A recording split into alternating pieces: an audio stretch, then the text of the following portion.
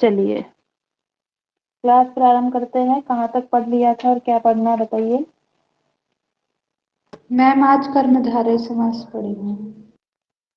अच्छा, आज कर्मधारय समास पढ़ेंगे। अच्छा चलिए ठीक है। कर्मधारय समास कौन से समास में है? मैम तत्पुरुष समास में। तत्पुरुष समास के ही भेद चल रहे हमारे। हमने विभक्तियों का देख लिया था, उसके अतिरिक्त जो विशेष है तत्पुरुष में उनको देखेंगे। ठीक है,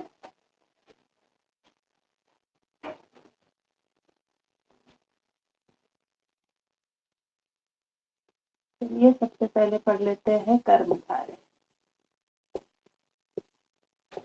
कर्मधारय तत्पुरुष, ठीक है। इसके कितने भेद होते हैं? किसके मैम? कर्मधारय। कर्मधारय, हाँ मैम इसमें एक द्वंद्व आ जाएगा। देखिए, वैसे तो कर्मधारय तत्पुरुष समास एक ही प्रकार का है, पर अधिक ही गहराई में जाए तो वो 9 प्रकार से दिखता है। ये प्रश्न नहीं बनता है, फिर भी ध्यान रखिएगा कि कर्मधारय के प्रकार जो है वो 9 प्रकार के, ठीक है ना।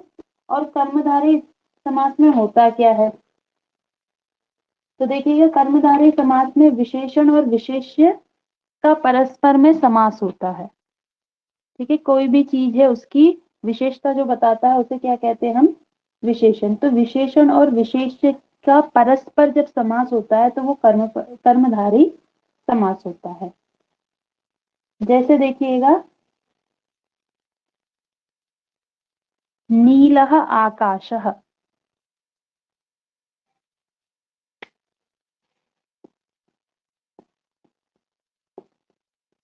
विशेषण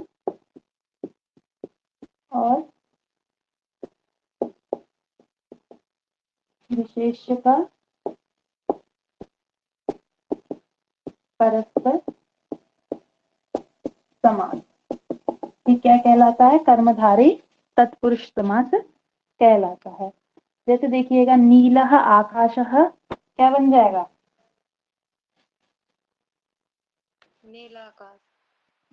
नीलाकाशः, नीलः आकाशः, ठीक है, क्या बन गया? नीलाकाशः। तो यहाँ पे क्या है? आकाश तो कोई चीज है, ठीक है, और इसकी क्या है? नीला है। आकाश कैसा है? नीला है। तो ये क्या है? नीला यहाँ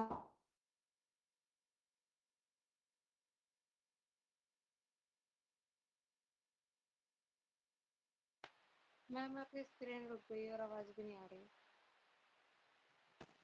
कर्मधारय तत्पुरुष समास हुआ। और इसी प्रकार ले लीजिए, सुंदरम पुष्पम। सुंदरम पुष्पम क्या बन जाएगा? सुंदर पुष्पम।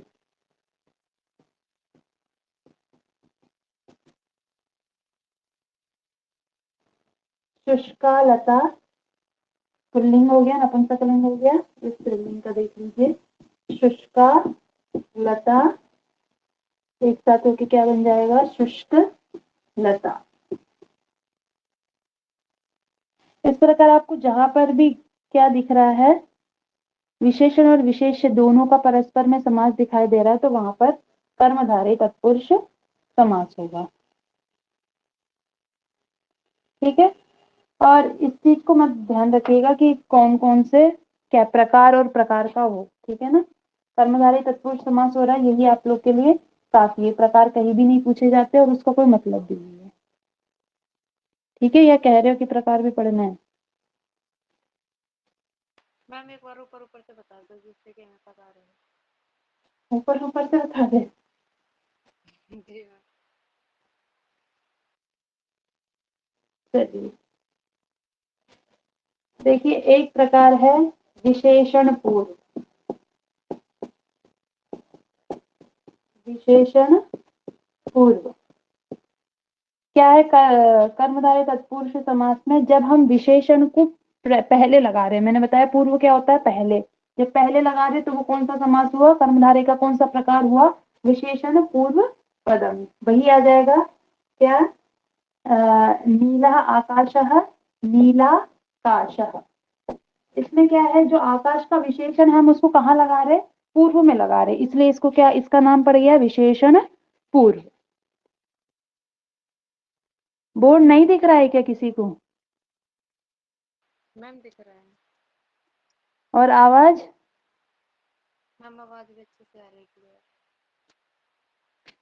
शाश्वत जी अपना स्थान परिवर्तन करके देख लीजिए, आज तो ठीक है यहाँ पे सब कुछ। चलिए एक प्रकार तो ये हो गया। अब इसी को उल्टा कर लीजिए, विशेषण कहाँ, उत्तर पद में, ठीक है ना। ये जरूरी नहीं है इसमें समास हो रहा है तो विशेषण पूर्व में ही होगा या उत्तर में ही होगा, कहीं पर भी हो सकता है। बस बात होनी चाहिए पूर्व और, नहीं, विशेषण और विशेष्य का परस्पर संबंध होगा, तभी क्या होगा, कर्मधारय तत्पुरुष समास होगा। तो देखिएगा इसका क्या है, वैयाकरण खसूची, वैयाकरण खसूची, वैयाकरण खसूची, ये बनेगा, ठीक है। ठीक है, ये यहाँ पे क्या है, वैयाकरण है, पर वो कैसा है, खसूची ही। तो ये इसका विशेषण है, तो यहाँ पर क्या हुआ, विशेषण बाद में लगा, बाद के लिए क्या कहा, उत्तर पद। तो विशेषण उत्तर पद वाला कर्मधारय है ये। और तीसरा देखिए, विशेषण उभय पद। मैम खसूची का, हाँ बोलिए, मैम खसूची का, आवाज नहीं आ रही है, कौन बोल रहा है? मैम खसूची का अर्थ क्या हुआ, जो आपने लिखा ना वैयाकरण खसूची। खसूची का मतलब होता है, वैयाकरण सिर्फ नाम से है, उसको व्याकरण कुछ आता नहीं है। जैसे व्याकरण का कुछ प्रश्न किया तो वो क्या करने लगता है, ख मतलब आकाश, आकाश की ओर देखने लगता है, होता है ना ऐसे। कभी हमारी चोरी पकड़ी जाती है, हमें उत्तर नहीं आता तो क्या होता है, हम सीधे ऊपर देखने लगते हैं, जैसे कि हम सोच रहे, याद कर रहे हैं, ठीक है ना। तो वही चीज है वैयाकरण खसूची की। कैसा वैयाकरण है ये, आकाश की ओर देखने वाला। चलिए क्या है, विशेषण उभय पद। अब यहाँ पर इसमें क्या होगा, दोनों, दोनों ही क्या होंगे, विशेषण होंगे। जैसे क्या है, शीतम उष्णम, शीतोष्णम, शीत और उष्ण दोनों जानते हैं, शीत ठंडा और उष्ण गर्म, ये दोनों ही क्या है, विशेषण है। तो किसी भी चीज के लिए हम क्या कह रहे हैं, शीतोष्णम, ठंडा और गर्म, ये उभय चीजों में क्या है, विशेषण है, इसलिए इसको क्या कहते हैं, विशेषण उभय पद। आगे है उपमान पूर्व पद। उपमान पूर्व पद, उपमान का मतलब है हम किसी के सदृश के लिए कह रहे हैं, उसी को क्या कहते हैं, उपमान। तो जब वो सदृश कहाँ होगा, पूर्व पद में होगा, तो वो क्या कहलाएगा, उपमान पूर्व पद। तो क्या है, मेघ इव श्यामः, मेघ श्यामः। इव के लिए, इव का मतलब क्या है, मेघ, मेघ ही श्याम, मेघ क्या है, श्याम है, कृष्ण है। तो इसीलिए यहाँ पे क्या है, उपमान जो है वो पूर्व पद में है, इसलिए इसको क्या कहेंगे, उपमान पूर्व पद। उपमान पूर्व पद वाले समास में आपको जब उसको विग्रह करोगे तो उसमें इव दिखाई देगा, इससे आप लोग समझ सकते हैं। और क्या है, जब उपमान उत्तर पद में होगा तो कहलाएगा उपमान उत्तर पद कर्मधारय। जैसे नरः, नरः व्याघ्र इव, नर किसके समान है, व्याघ्र के समान है, ठीक है। यहाँ पर उपमान कहाँ है, उत्तर पद में है। और एक प्रकार है अवधारणा।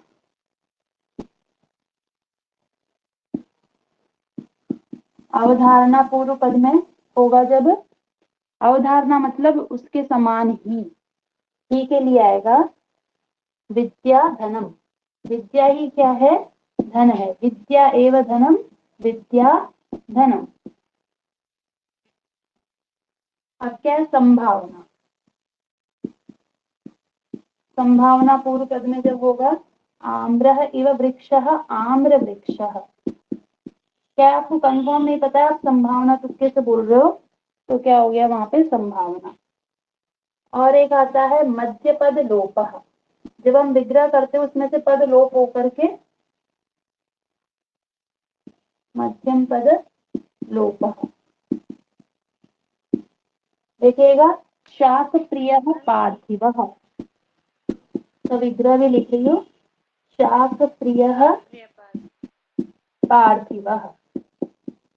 तो देखिएगा इसका क्या बनेगा, शाक पार्थिव।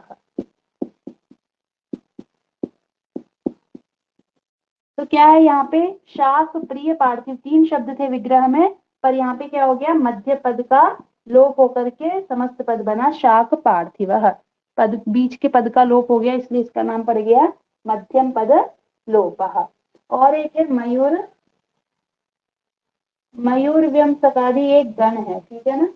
जैसे अष्टध्याय में अलग अलग चीजें गिनाई गई है, वैसी एक गण पाठ नामक पुस्तक है, उसमें गणों को गिनाया गया है। तो उन गणों के लिए यहाँ पे प्रकार है, उन गण में जो पढ़े गए उन शब्दों के लिए है। तो वहां पर इस प्रकार शब्द दिखते हैं आपको, अंतरम करके दिखेंगे, ठीक है। अब इसको मैं मिटा ले रही हूँ, 9 तक देख लीजिए। 9वां प्रकार है मयूर व्यम सकादि, सकादि समास, ठीक है। तो इसमें क्या हो गया, अन्यो देशः देशांतरम,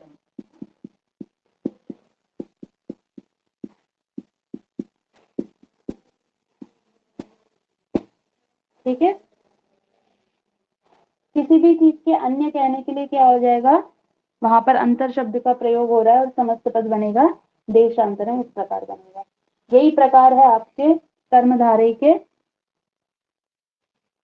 ठीक है ना। बाकी परीक्षा की दृष्टि से ये कोई मुख्य चीज नहीं है, मुख्य भी नहीं है, गौण भी नहीं है, नहीं पूछा जाता, ठीक है।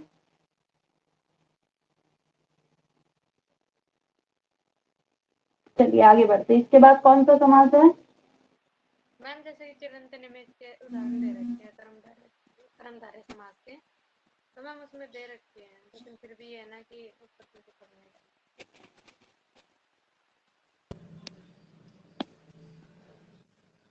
चलिए इसके आगे का समास बोलिए। द्विगु समास।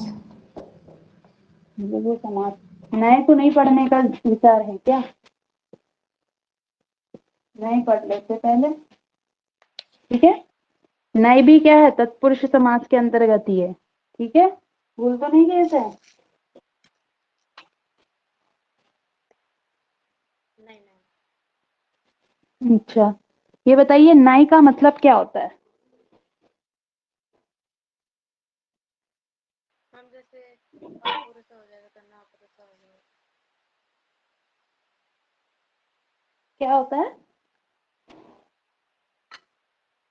मैम जैसे अगर हम किसी भी चीज का विग्रह करते हैं तो उसमें आती जगह ना लग जाता है। और लोग बताइए।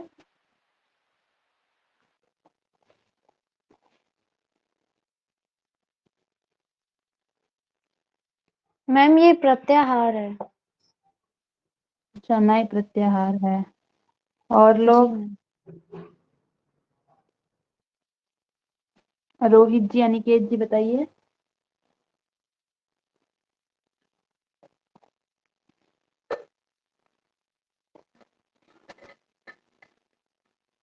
चलिए यहाँ पे नए क्या है, निषेधार्थ के लिए है।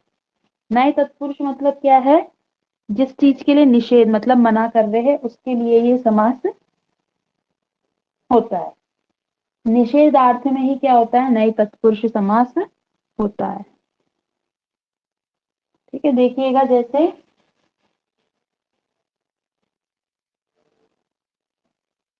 न विद्या, यहाँ पे न का मतलब क्या हुआ, अविद्या हो जाएगा, निषेध, विद्या का निषेध, जहाँ पे विद्या ना हो। न विद्या मतलब विद्या नहीं है, ठीक है। तो इसको कहने के लिए क्या हो जाएगा, न के स्थान पर अ आएगा, नए तत्पुरुष समास में क्या हो जाता है, न विद्या इति अविद्या। जहां पर विद्या नहीं है उसको हम क्या कहते हैं, अविद्या। ना का यदि हम पूर्व में प्रयोग करेंगे तो क्या होगा, वह नए तत्पुरुष समास होगा। जिस भी शब्द से आगे आप नए करके शब्द बोल रहे हो तो वो कौन सा हो गया, नए तत्पुरुष समास हुआ। ये तो आपका विग्रह हुआ और यहाँ का जो होगा वो समस्त पद है, ठीक है, समास होकर के ये वाला बनेगा। तो क्या है यहाँ पर हमने क्या किया, न के स्थान पे न को हटा करके अ जोड़ा है, ठीक है। इसके कुछ नियम है, इसको देखिएगा। किसी भी चीज का आप कह रहे हो, न कृष्ण क्या बन जाएगा, अकृष्ण। अकृष्ण। जो काला नहीं है वो कौन हो गया, अकृष्ण। न सरस्वती असरस्वती,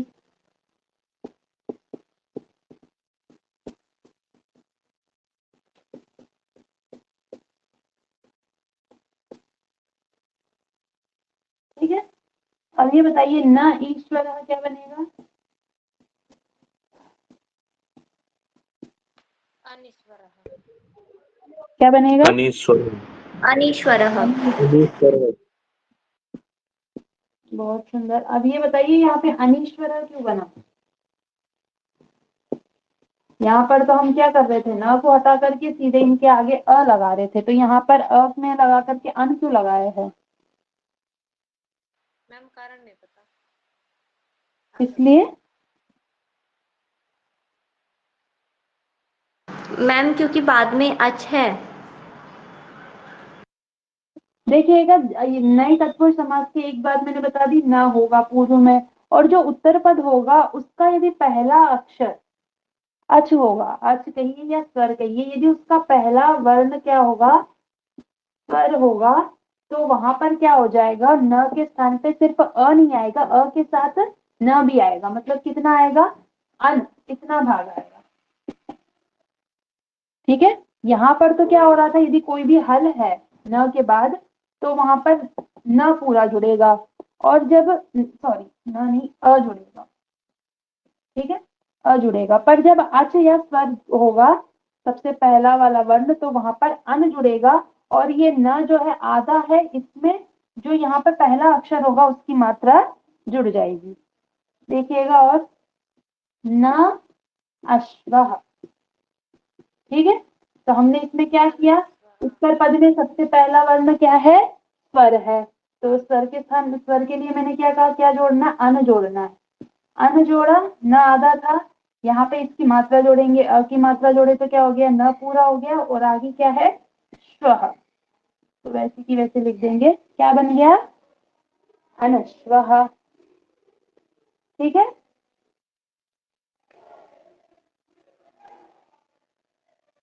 न आर्यः अनार्यः। अनार्य, ठीक है, जो आर्य नहीं है उसको अनार्य कहेंगे, जो अश्व नहीं है उसको अनश्व कहेंगे, और जो ईश्वर नहीं है उसको क्या कहेंगे, अनीश्वर। नए तत्पुरुष का समास कहाँ होता है, निषेधार्थ में होता है, इस चीज को याद रखिएगा। और देखिए, न जयपुरम क्या बनेगा, अजयपुरम। अजयपुरम, क्यों, यहाँ पर हल है इसलिए हम क्या करेंगे, सिर्फ अ लगाएंगे, अजयपुरम, ठीक है। न आगत्य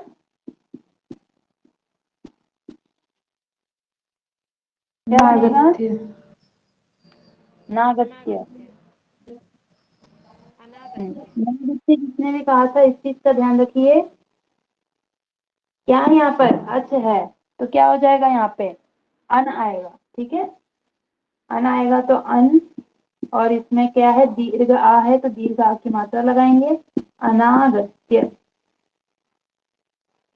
न ब्राह्मणः अब्राह्मणः, न सत्यम असत्यम। असत्यम, न धर्मः अधर्मः। अधर्मः, न योग्यः अयोग्यः। न पुत्रः अपुत्रः। अपुत्रः। न एकः अनेकः। अनेकः। अनेकः। न अर्थः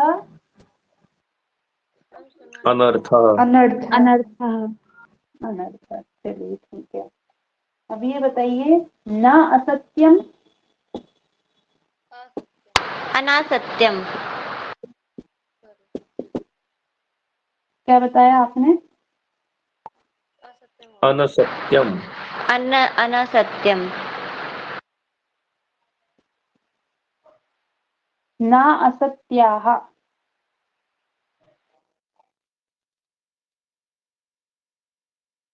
चलिए मैं आपको बता देती हूँ, जो अभी मैंने हल और अच के लिए नियम बताया था वो सर्वत्र लागू होगा, बस कोई कुछ शब्द है जिनमें ये नियम नहीं लगता है, ठीक है ना। तो वो जो शब्द है उनको याद रख लीजिएगा, वो अभी मैं क्रमशः बता रही हूँ, ठीक है। एक शब्द है न असत्याः, ठीक है ना। यहाँ पर क्या है, अच है, पर वो नियम यहाँ पर नहीं घटेगा। कुछ शब्द है जिनको गिना दिए है कि इनमें यही कार्य होगा और ऐसा ही बनेगा। तो क्या बनता है, न असत्याः, नासत्याः। नासत्याः का विग्रह पूछे तो याद रखिएगा विग्रह न असत्याः और नासत्याः। न असत्याः का यदि समास पूछे या उसका समस्त पद पूछे तो भी याद रखिएगा नासत्याः। और एक है न स्त्री न पुमान, न स्त्री न पुमान, न स्त्री न पुमान, तो उसको क्या कहेंगे, नपुंसकम। नपुंसकम का विग्रह पूछे भी याद रखिएगा न स्त्री न पुमान। न वेदाः, न वेदाः, तो न वेदाः कभी भी अवेदाः नहीं बनेगा, ठीक है ना। न वेदाः हमेशा इसका समस्त पद बनेगा न वेदाः, ठीक है। न मुचि ही, ये कुछ वेद के शब्द है, ठीक है ना, कि इनको ऐसे ही प्रयोग करना है। न मुचि ही, न मुचि ही, इनमें नए तत्पुरुष समास हो रहा है पर बनेगा ऐसे। न कुलम, अकुलम, बिल्कुल होगा। न कुलम, न खम, न खम, न खम, न खम, न क्षरति, नक्षत्रम। इस चीज को अंडरलाइन कर लीजिएगा, नक्षत्र का जरूर याद रखिएगा। विग्रह क्या है, न क्षरति इति नक्षत्रम, न खम इति नखम। वैसे सारे ही जरूरी है आप लोग के इन चीजों को। कितने हो गए, मैम 6। इन 7 शब्दों को याद रखिएगा। ये जैसे मैंने बताया है वैसे ही होंगे, इनके नियम किसी भी उससे नहीं है कि इसका नियम ये लगा ये हुआ, ऐसा कुछ नहीं है। बस इन शब्दों को ऐसे ही पढ़ा गया है तो इसको ऐसा ही प्रयोग करना है, ठीक है। इनमें से कोई प्रश्न आ जाता है, शायद एक ये आ चुका है और भी आ जाते हैं, ठीक है ना। इनको याद रख लीजिएगा। चले आगे। जी मैम। चलो, अब यहाँ तक आप लोग के नए तत्पुरुष समास समाप्त हुआ। पहचान लोग है ना नए तत्पुरुष को। जी मैम। अब आ जाइए अपने, बताइए अब कौन सा समास। मैम देखो समाज। बहु, अब बहुरी पढ़ना है, तत्पुरुष से तंग आ गए, हाँ इतनी जल्दी मत आओ, तो पूरा करके चलेंगे। अच्छा रुक जाइए, नए तत्पुरुष समास के भेद है उनको पढ़ लेते हैं, जरूरी है कि भेद हो, ठीक है। क्या है, नए तत्पुरुष समास के भी 5 प्रकार माने जाते हैं, ठीक है। एक तो आप लोगों ने देख लिया है, और देखिएगा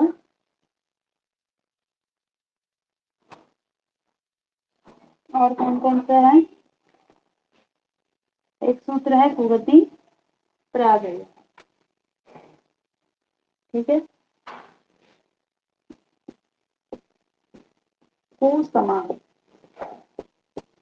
इसको कहते हैं कुसमास। ठीक है, यदि ऑप्शन में ये नाम नहीं दिए हो तो इन नामों से भी पहचानिएगा, ठीक है ना।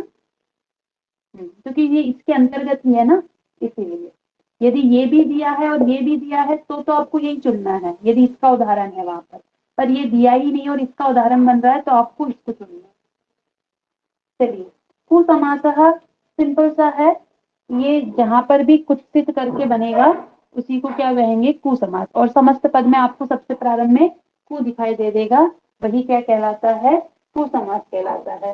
जैसे देखिएगा, कुत्सितः पुरुषः, ठीक है, ये विग्रह हो गया और समास पद क्या बन जाएगा, कुपुरुषः। कुत्सितः पुरुषः कुपुरुषः, तो कुपुरुषः में कौन सा समास हुआ, तब कुसमास हुआ है। यदि कुसमास वहां नहीं है या तो सूत्र पूछे, इसका सूत्र भी ध्यान रखिएगा, कुगति प्रादय।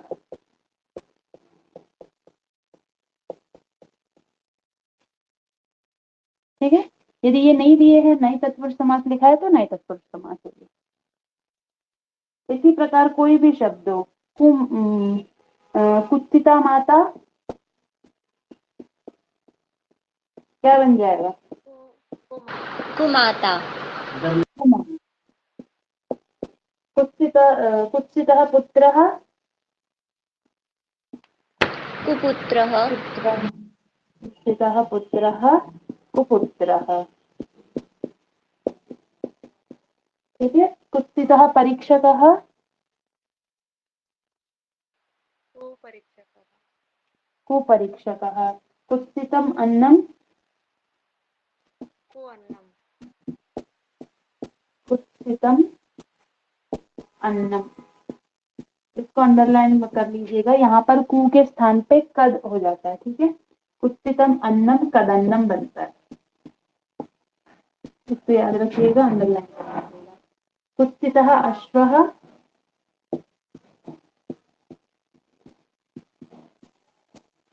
कदस्वः। कदश्वः।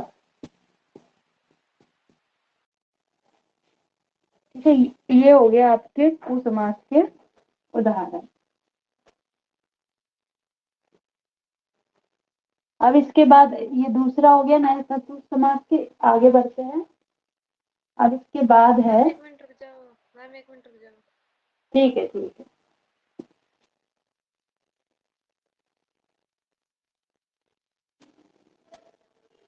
इसके आगे है हमारा प्रादि समास।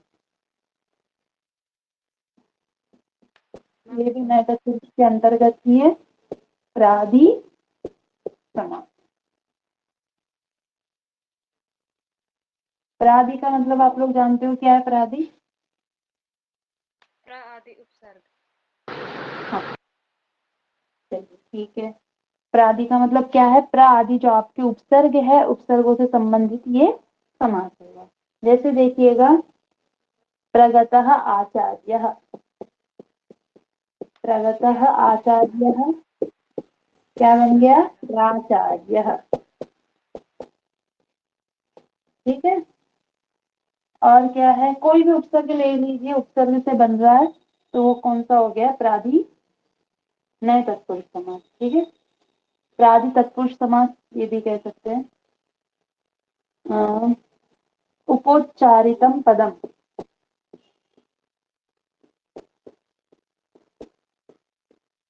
उपोच्चारितम पदम, यहाँ पे उपसर्ग है, क्या हो जाएगा, उपपदम, उपपदम। विरुद्धा माता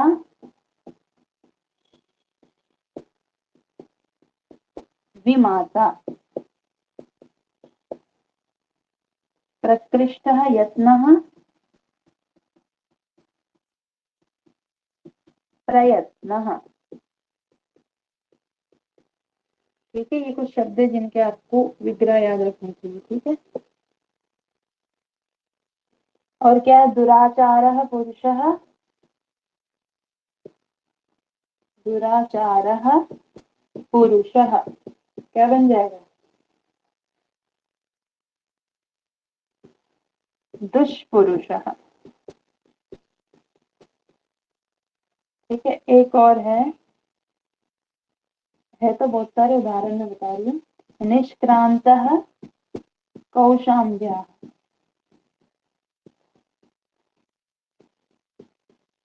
निष्क्रांतः कौशाम्ब्याः निष्कौशाम्बिः।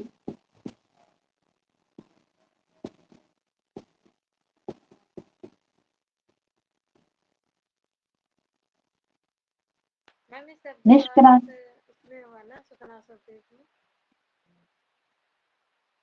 क्या?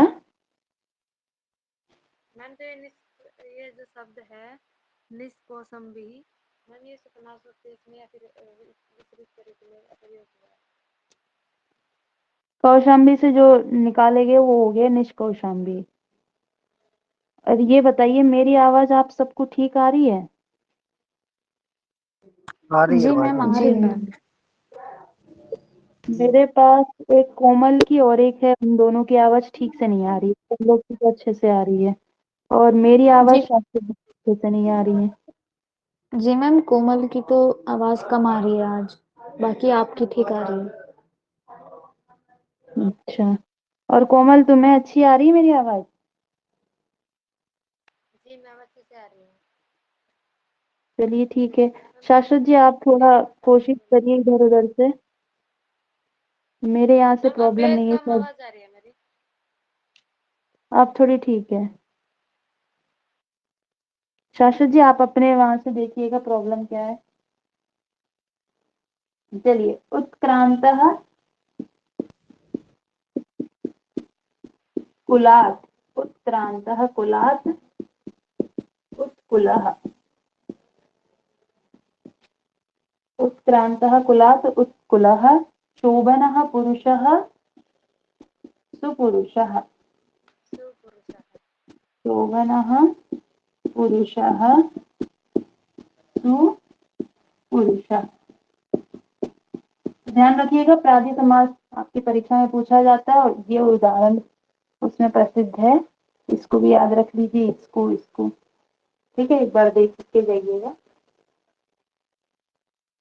चलिए, ये हो गया आपका प्रादि समास। जो भी प्र आदि उपसर्गों से होगा वो प्रादि समास कहलाएगा। 3 प्रकार हो गए। अब चौथे पे बढ़ते हैं।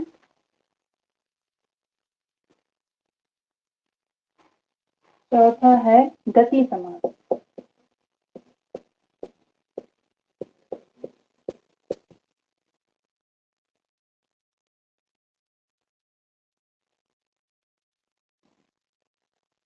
गति समास, गति संज्ञा व्याकरण में देखिएगा बहुत सारी चीजों की गति संज्ञा होती है, ठीक है। पर यहाँ पर आप लोग हिंट से समझिएगा। एक उरी आदि शब्द है, च्वी है और दाजंत है, इनकी होती है। और भी बहुत स्थानों पे बहुत चीजों की होती है।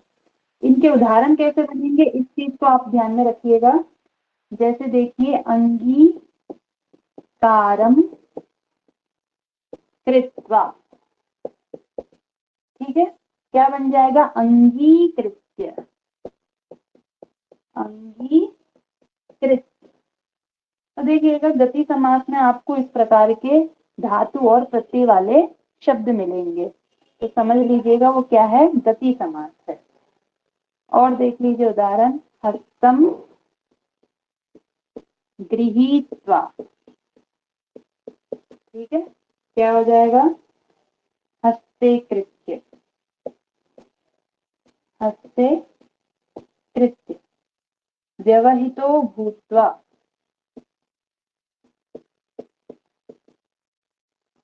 भूत्वा। स्थिरो भूय,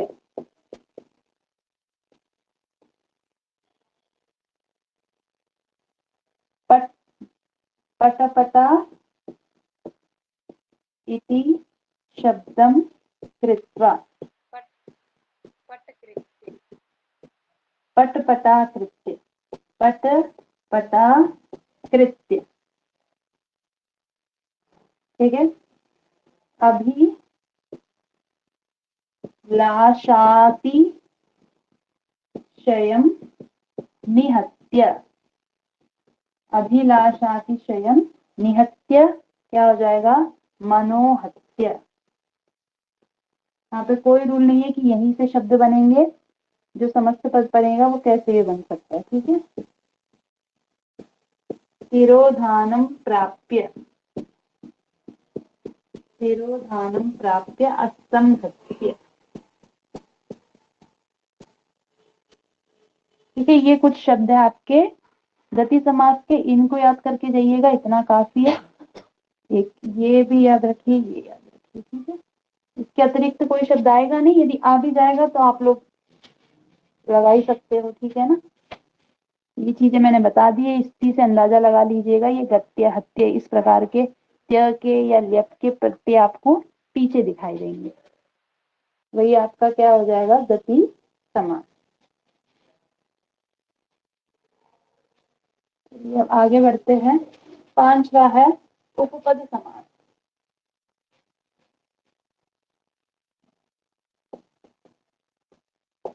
उपपद, उपपद शब्द कैसे बना, इसका विग्रह बताइए। मैम उपसर्ग, हाँ,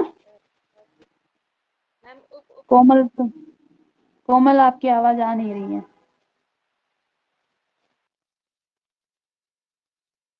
और लोग बताइए, उपपद में क्या समास हुआ, कैसे हुआ।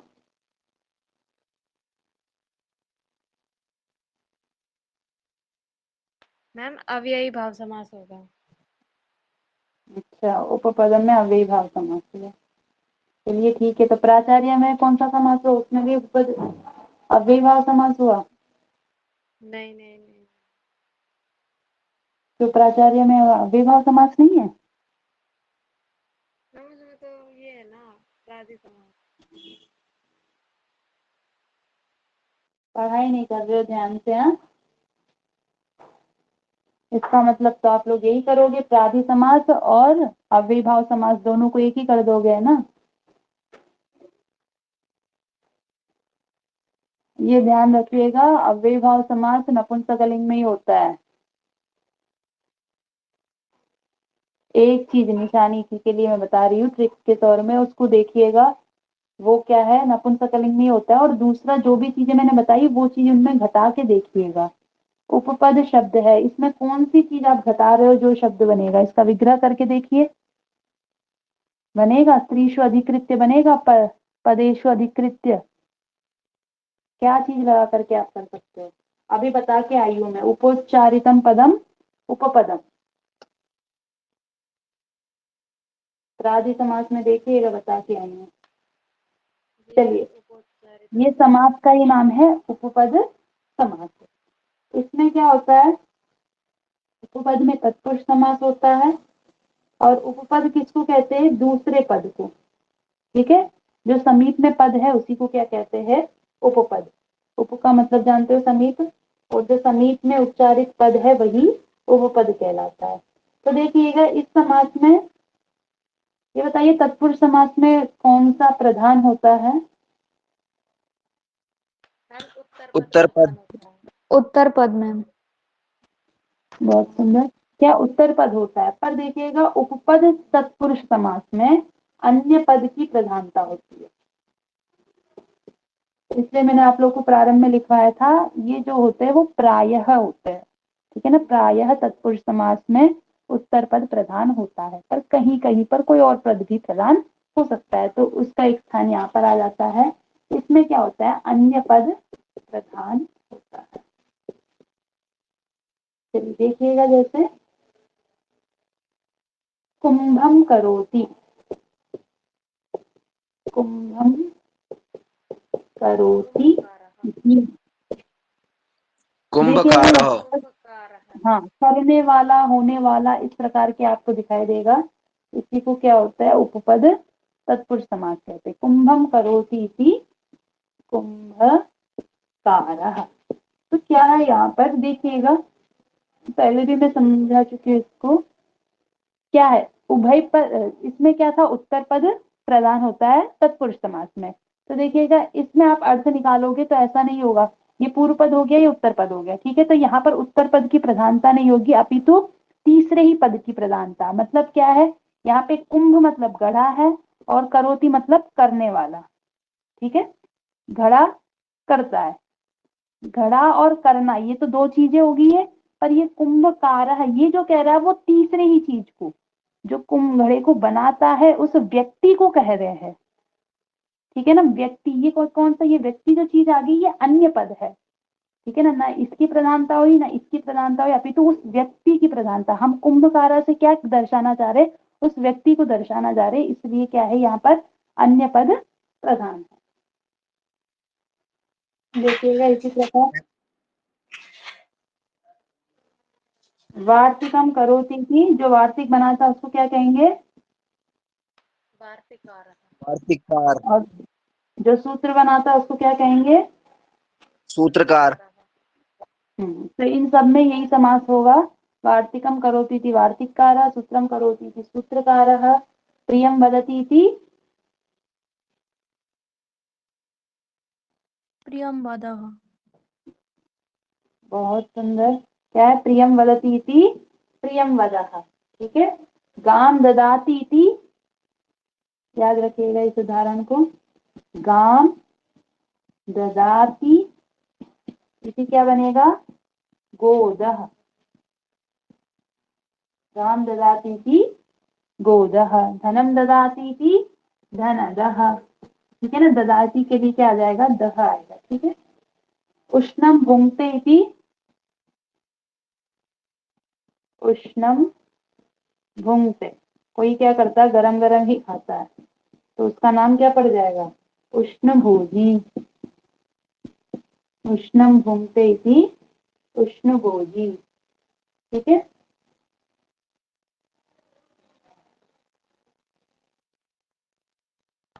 मैम मेरा एक क्वेश्चन था। बोलिए। मैम इसमें और बहुब्रीहि समास में मैम क्या फर्क दिखेगा मैम फिर? बहुव्रीहि समास में यस्य यस्मिन इनका प्रयोग होता है। जैसे मैम उसमें भी आ जाएगा ना, जैसे कुंभकार, मतलब जो घड़े को बनाता है वो कुंभकार है मैम, जैसे अन्य पदार्थ प्रधानो बहुब्रीहि। हाँ, हाँ, यहाँ तो मैम हमने पढ़ लिया है कि ये कुंभकार में मैम उपपद समास है। जहाँ ऐसे मैम कुछ आ गई तो मैम वहाँ क्या होगा मैम? वहां पे कैसे आ जाएगा कुछ भी, आप उसका विग्रह करके जानोगे ना कि इसमें कौन सा समास है। जी मैम। यहाँ पर उपपद मिलेगा, उपपद इसी को कहते हैं, ये जो इसके समीप ही आ रहे हैं ना इसको उपपद कहते हैं। और जब आप बहुव्रीहि समास करोगे तो उसमें आपको उपपद नहीं दिखाई देगा, उसमें आएगा पीतम अंबरम यस्य स। पीताम्बरम। उसमें यस्य, ये यस्य पद है ना ये बहुत जरूरी है। जी मैम। ठीक है ना, यस्य की बात जहाँ आएगी वो होती है बहुव्रीहि समास। जी। चलिए,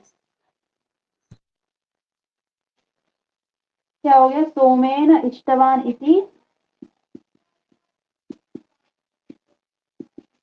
सोम याजी। ठीक है, इस प्रकार आपको क्रियाएं जहां पीछे दिखाई दे और आगे कोई उपपद दिखाई दे उसको क्या कहे, उसमें कौन सा समास होगा, उपपद तत्पुरुष समास होगा। ठीक है ना, इतने उदाहरण जितने दिए इनको याद रखिएगा।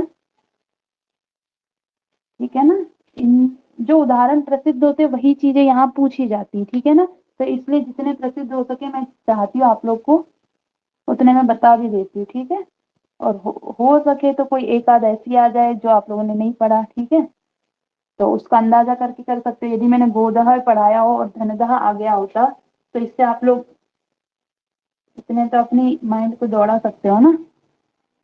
जी और मैम। वहां पे ऑप्शन ऑप्शन तो दिए ही होते हैं, और उन्हीं में से हमको ये पता करना है कि कौन सा हो सकता है और कौन सा नहीं हो। चलिए, यहाँ तक क्या हो गया आप लोग का, नए तत्पुरुष समास भी पूर्ण हो गया। चलिए इसके आगे चलते हैं। अब कौन सा समास रह रहा है, द्विगु समास। हाँ, द्विगु समास। अब क्या पढ़ेंगे, द्विगु तत्पुरुष समास।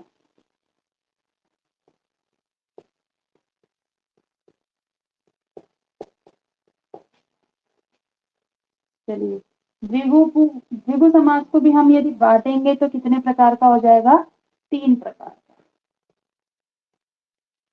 ठीक है। एक का नाम है समाहार द्विगु। समाहार द्विगु, आगे तो जानते हैं तत्पुरुष समास। तो देखिएगा इसमें क्या होता है, द्विगु का मतलब ही आप सबसे पहले समझिए, द्विगु मतलब संख्या पूर्वो द्विगु, संख्या पूर्वो द्विगु। इसका मतलब क्या समझ में आया? संख्यावाची। पूर्व पूर्व में जिसकी संख्यावाची शब्द। हाँ, संख्यावाची नहीं, पूर्व में। संख्या कहाँ होना चाहिए? पूर्व में। जब पहले। संख्या पूर्व में होती है तो वो क्या हो जाता है? द्विगु समास होता है। किन किन को छोड़ करके?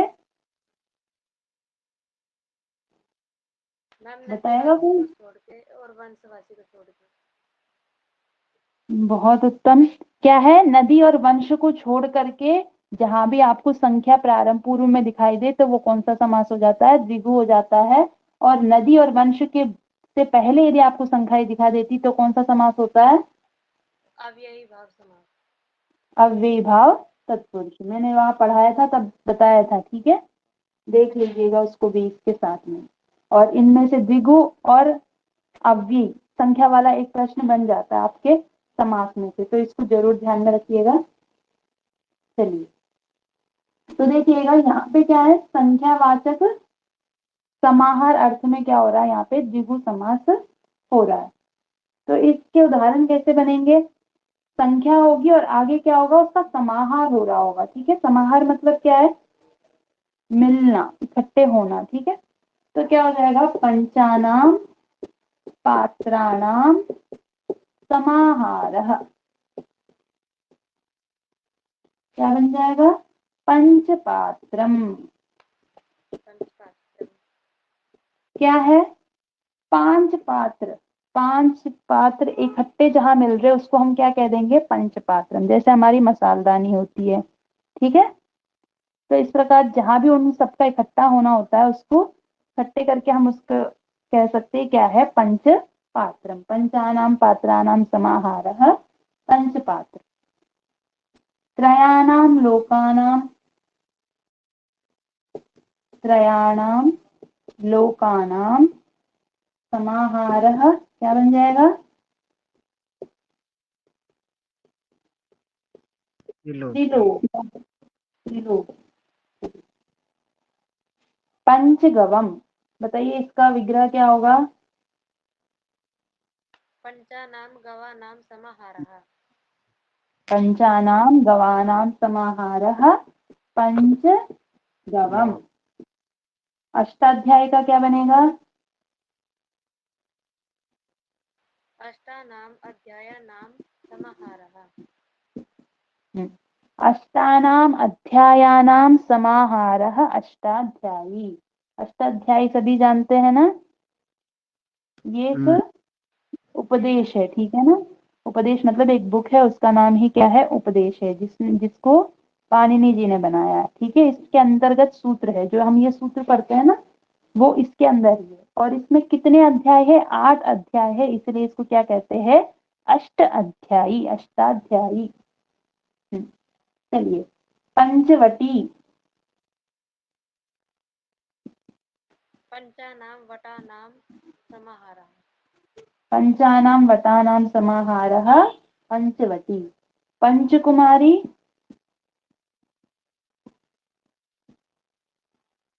पंचानाम कुमारीणाम समाहारः कुमारीणाम समाहारः पंचकुमारी। पंचकुमारी। ठीक है,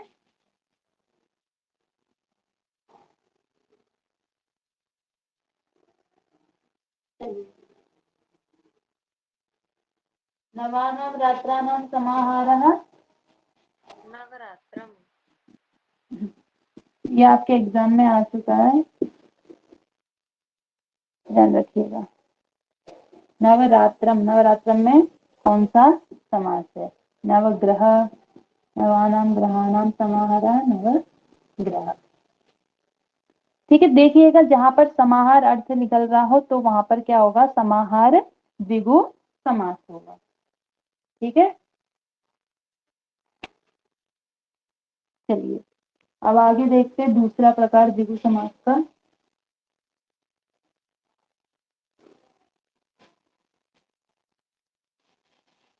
द्विगु समास का दूसरा प्रकार है उत्तर पद द्विगु। उत्तर पद द्विगु, इसमें क्या होता है, आपको उत्तर पद दिखाई देगा, ठीक है ना, मतलब एक तो होगा संख्या और एक शब्द होगा और उसके बाद में भी एक उत्तर पद होगा, मतलब ये समझिएगा उसमें दो शब्द होंगे और एक तो क्या होगा, संख्या होगा। तो देखिए जैसे पंचगावः, पंचगाव इतना तो हो गया, एक और उत्तर पद होगा, क्या है, पंचगावः धनम यस्य सः, क्या बन जाएगा, पंचगव धन, पंचगव धन। एक तो संख्या भी है और आगे उत्तर पद, इन दोनों को मिलाकर के जो बनेगा वो क्या हो जाएगा, उत्तर पद द्विगु समास है। दश गावः धनम यस्य स, जिसके पास 10 गाय है वो क्या कहलाएगा, दश गव धनः, ठीक है। द्वे अह्नि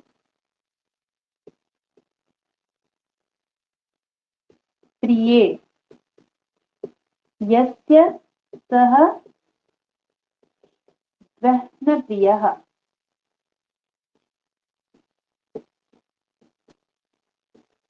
प्रियः। पंच सखायः प्रियः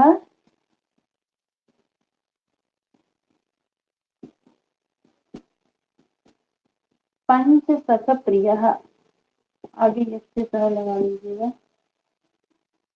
पंच सखा प्रियः,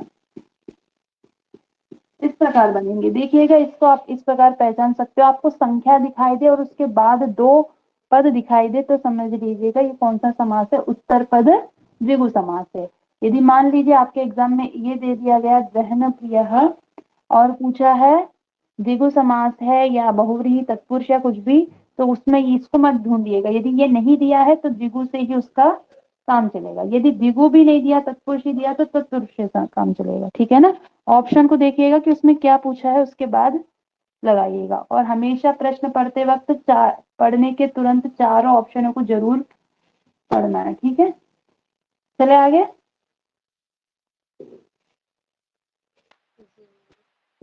ये आपके दो प्रकार के हो गए, आप तीसरे प्रकार के देखते हैं।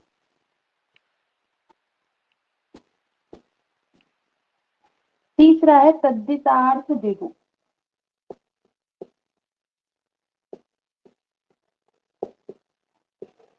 तद्धितार्थ द्विगु समास, इसमें क्या होता है, तद्धित प्रत्यय वाले शब्द होते हैं, ठीक है ना। षण्माम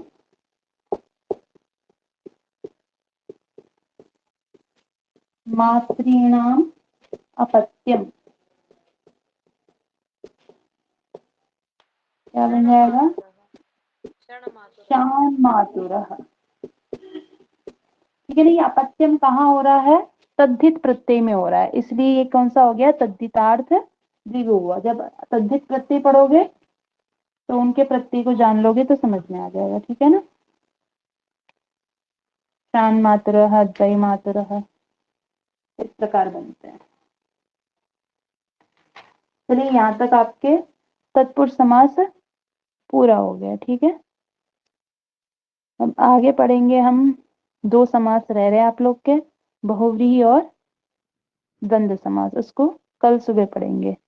कल सुबह कितने बजे, 7 बजे। 7 बजे तैयार रहिएगा सभी, कल क्लास 7 बजे। समझ आई है तत्पुरुष समास और ये कर्मधारय और कोमल क्रियापद। तुम्हारी आवाज नहीं आ रही है। क्या हो रहा है, अब आ रही है मैम। अभी आ तो रही है पर धीमी आ रही है, बोलिए। मैम मैं ये कह रही थी, मैम जैसे मैंने पहले पढ़े थे ना खुद समास, तो मैम उस टाइम पे इसमें ये पूरे समास के भेद हैं और ये नए समास है, द्विगु है, मैम बहुत कंफ्यूजन हो जाती थी। मतलब विग्रह तो कर लेती थी लेकिन पता नहीं चल पाता था कौन सा समास कहाँ पे है, अच्छे से क्लियर नहीं होता था। आपने बहुत अच्छा समझाया। व्याकरण ऐसी चीज है जो एक बार पढ़ने से उन्हें ही समझ में आएगा जिनके पूर्व जन्म में संस्कार रहे होंगे, मैं ये मानती हूँ, ठीक है ना। जैसे आपने इस जन्म में संस्कार बनाया, एक बार पढ़ लिया, अब दूसरी बार पढ़ रहे हैं तो आपको समझ में आ रहा, क्यों, आपके इससे पहले उसके संस्कार बने थे इसलिए। और जिसको एक बार में समझ में आ जा रहा है तो उसका मतलब है उसका पूर्व जन्म के संस्कार है उसकी आत्मा में, ठीक है ना। तो वही एक, जितनी बार नहीं समझ में आ रहा तो ये नहीं कि किसी भी चीज को छोड़ देना, उसको और बार देखिए। यहाँ पर आप लोग को रिकॉर्डिंग की सिस्टम इसलिए रखी गई है, व्याकरण ही सबसे मेन चीज है, और व्याकरण चीज ऐसी है जो एक बार में नहीं समझ में आएगा। और इसलिए मैं कहती हूँ नहीं समझ में आए तो दोबारा देखिए, तिबारा देखिए वीडियो को, क्योंकि कोई भी समझाएगा वही चीज तो समझाएगा और नई चीज तो लाएगा नहीं, ठीक है ना। तो अभी नहीं समझोगे तो कभी नहीं। कोशिश करिए, एक बार नहीं, दो बार नहीं, 3 बार करिए, ये आ जाएगा समझ में। चलिए ठीक है, बढ़िया है कोमल जी, आपको समझ में आ गया तो